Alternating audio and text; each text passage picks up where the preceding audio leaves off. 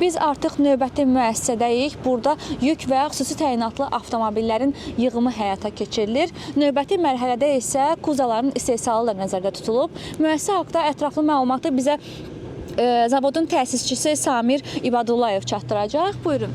Salam, xoş gəlmisiniz.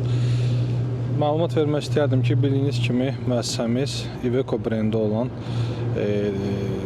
xüsusi təyinatlı yük maşınlarının istehsalı ilə məşğul olacaq və ilk olaraq ilkin ildə 100 ədəd, daha sonra isə daha çox sayda 150, 200 və daha yüksək rəqəmlərlə istehsalı planlaşdırılır.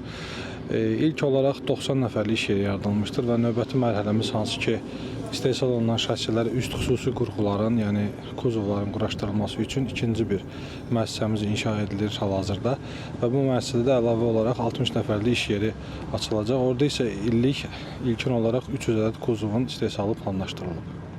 Hal-hazırda müəssisəyə birinci mərhələyə 10,2 milyon manat artıq vəsait qoyulmuşdur investisiya olaraq.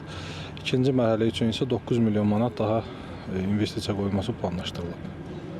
Çox sağ olun, təşəkkür edirik ətraflı məlumat üçün. Hələlik ki, bizim buradan çatdıracaqlarımız bu qədər. Buyurun, yenidən söz sizdədir.